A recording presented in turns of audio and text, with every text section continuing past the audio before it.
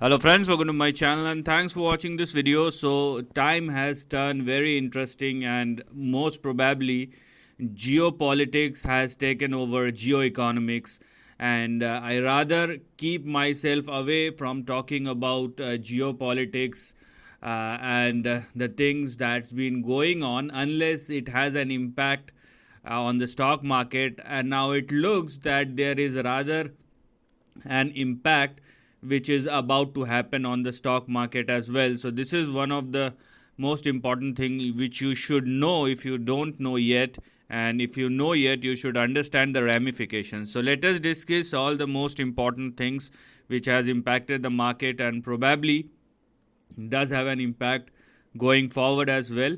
But before that, if you haven't yet subscribed my channel yet, just hit on the subscription button. Also hit on the notification bell along with the all button to get my updated video notification. Now you can clearly see the the center page. I mean all that has been going on, but I would want you to know or I would like you to focus on this particular news segment. As I told you, I rather not discuss unless it has an impact. So Biden seeks $105 billion for Ukraine, Israel, Taiwan border security. Now everything comes at a cost, and this is definitely three front protection which US try to gives, but it does have an impact. It does have an impact on the US economy, and there are two things which one need to taken care of. Number one, because of these kind of expenditures, the yields will keep on moving higher, or if it does not move further on the upside, it will not move on the downside as well. It will be intact as soon as long as the uncertainty prevails. So this is the first thing. And second thing, because of this kind of situation, and you can even though you have the authority to print money, but beyond a certain point it will definitely have an impact on dollar index or the US dollar. So one side you have inflation. I mean, just think about the scenario in US where inflation, although not very high, but comparatively it is higher if you go back 5 years and the current inflation rate. GDP is now coming down. You have higher interest rates, and you have dollar or the currency which is crashing. So this is a dangerous cocktail, and obviously it does have an impact on the stock market. So this is something which one needs to look at as far as these kind of expenditures is concerned. I am not saying that whether US will do that or not. I am not able enough to comment on this, but this cost obviously has to be bear by somebody, and that somebody at the end of the day will be the people of the US. So that's something which one need to understand. So apart from that, let us see what else we have. So, but I would like you to read this if you have time. Apart from that, we are going to talk about the indices and all the charts, and let us see what else we have. Yes, US, this one is also very important. Now this is about the ramification. US wraps up fiscal year with a budget deficit of near $1.7 trillion, up 23%. So this is how the ramifications works out, because the deficit, the budget deficit has shoot up $1.7 trillion. And obviously if you talk to central bankers or the US Secretary of Treasury Janet Yellen, they will definitely say that everything is in under control, because that's their job to do. They cannot say that no, we are in a troubled situation, because obviously it does have an impact on the market. So if you are thinking that, because they are saying, you need to understand the data and you need to read between the lines. Okay, so everything's, there is no free lunches, and this is something which every I would say capitalist, most specifically in the US, knows about. Okay, so this is all so this is something, these are the two most important thing which one should look at, because it will have ramifications not only for the next 1 week but obviously for the next couple of months as well. and the US will go into the election next calendar year, so that's another thing. So everything culminated have an impact because market will try to discount each and everything. I mean, the current market or current price will discount each and everything which is about to happen. So if I know these things, you know these things, so obviously the institution have much more data, much more clarity, and much more knowledge, and most importantly much more insight about what is about to happen. What is happening, that's one thing, but what will happen thereafter, that's another thing, and they knows all about it. So market is factoring right now all the things, all the uncertainties which we have. Apart from that, let us see what else we have right now which does have an impact on the market. So I think this is most of it. Cryptocurrency cap a winning week, Bitcoin tops 30,000 bucks.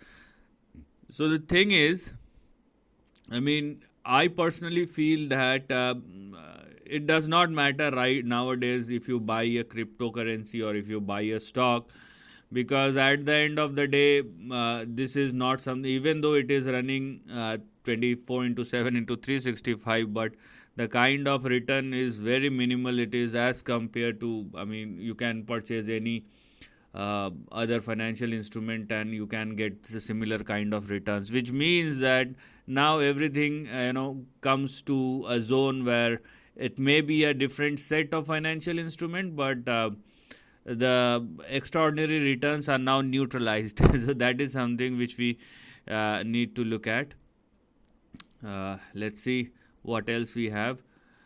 I think this is most of it. So we have talked about the yields and all those things. The chances are because of these kind of policy issues, and this is whatever I have said is because of geopolitics or whatever geopolitical situation that has been evolving or conflicts across the globe, excluding what is happening inside the US. That's another thing. Okay, because on one side the US central bank is keep on pushing the interest rate on the higher side. On another side, I mean, this is basically monetary policy, and on fiscal side, if government keep on waiving off the loans and all those things, so obviously you can't do both things at the same time.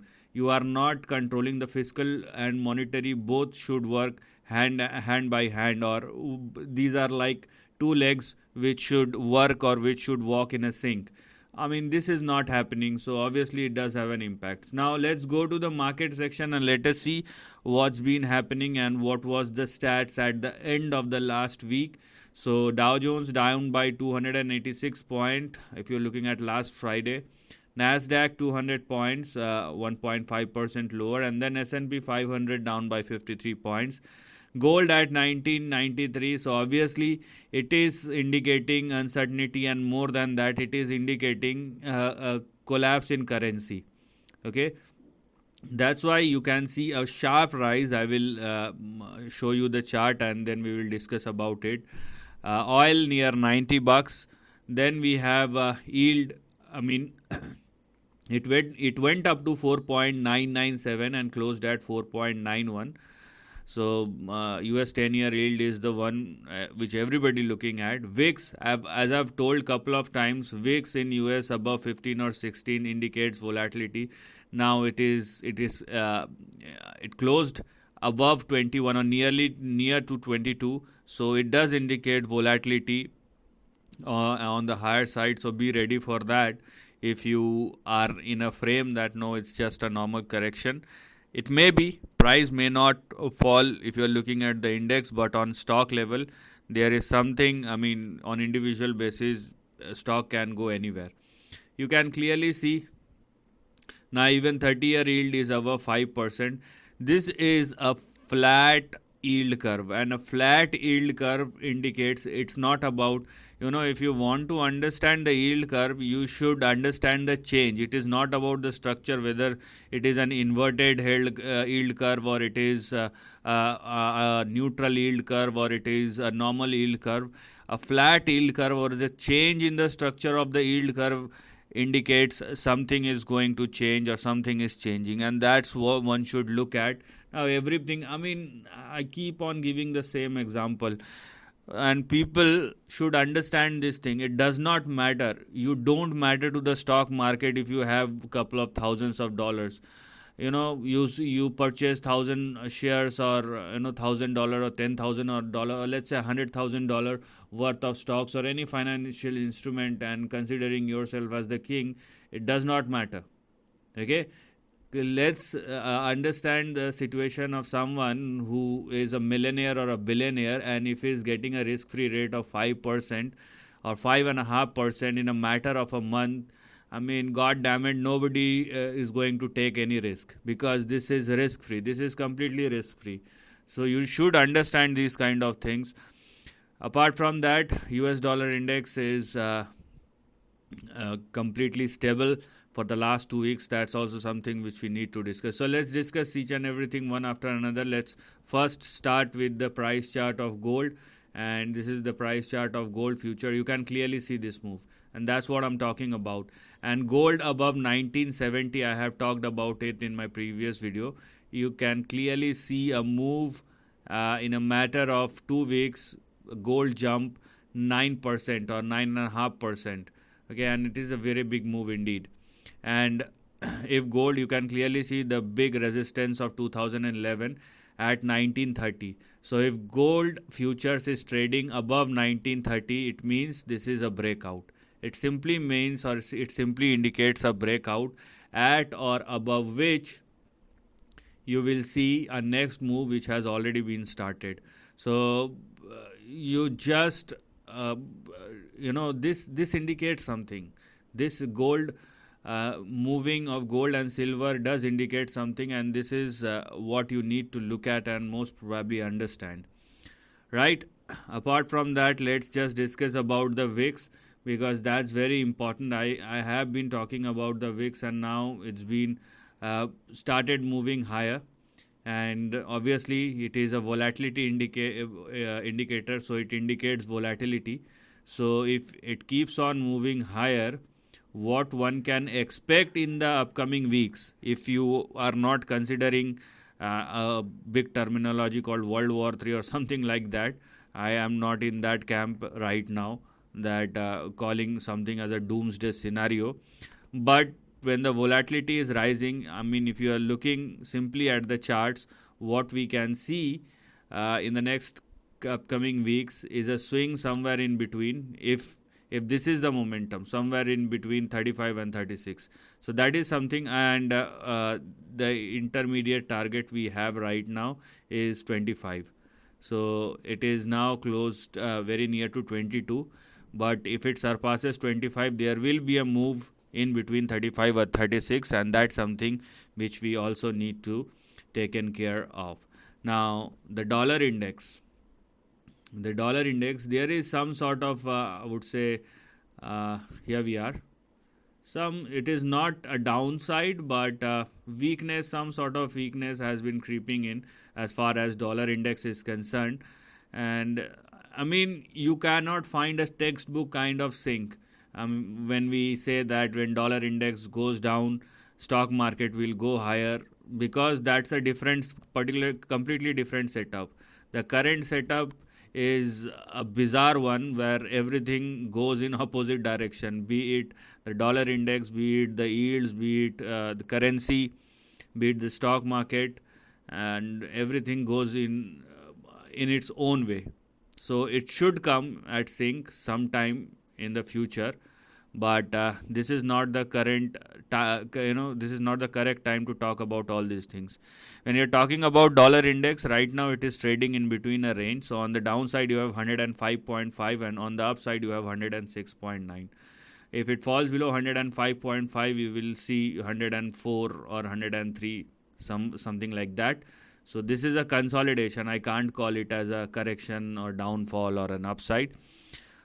And what else we have is our important equity index, equity market. So here we are, the price chart of Dow Jones. Now this time I'm going to look at the weekly chart, because the recent fall does indicate, or it's actually activated its low of 2022.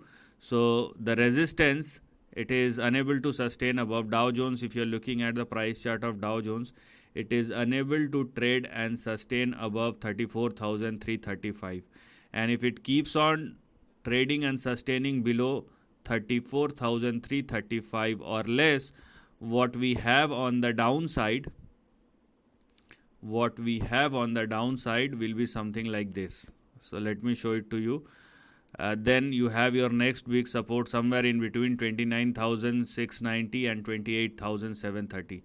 So these two are your next big support level which we're gonna look at. Apart from that, when we talk about NASDAQ, so NASDAQ, yes, so this is the price chart of NASDAQ. And NASDAQ this week, last week I talked about the support level, whether it will hold or sustain above the support level or resist your previous resistance level. Now this time, or the closing of this week is very weak. One is WEAK and another is WEEK. So the weak performance of NASDAQ, and if you are looking at the closing of this week below 13,200, indicating further downside. And if I am not looking at the next couple of days, or rather looking at next couple of weeks, where what I will find is my next big support somewhere in between 10,580 and 10,190. So this is now going to be your next big support. And let us see what's so here we are. This is the price chart of S&P 500, which is very similar to NASDAQ and indicates the similar sort of price action, where it is now trading below your previous resistance level, turned into your support for a couple of weeks. But then again, there is a big downside and now trading below 4,333, or if Dow Jones, S&P 500 continues to trade below 4,333, what has opened up for S&P 500 are two important support levels. They are 3650 and 3500. So these are this is what one can see as far as the current price action and potential move in the, not only in the upcoming days but in the upcoming weeks, as far as all the three major indices are concerned. And it will take its own time. If you are going up or down, it's not going to be a one-way move or exponential move until and unless it's an event of 2008 or 2020, where everything happens very fast. Nobody can understand what the hell is going on, but this is not the kind of scenario. You will see some upside, some downside. So we need to update our analysis as per as the price movement going forward. One most important chart which is left, and that is your US 10-year yield. And you can clearly see, I have been talking about it for the last year or so, more than a year, that you can clearly see October 2022 resistance of 4.3, which has crossed in September 2023, 1 year of consolidation. And now if it continues to trade the way it is right now, then obviously we have a long way to go before it actually started coming down. And I don't know, if you're looking at the chart, it is indicating a very scary scenario.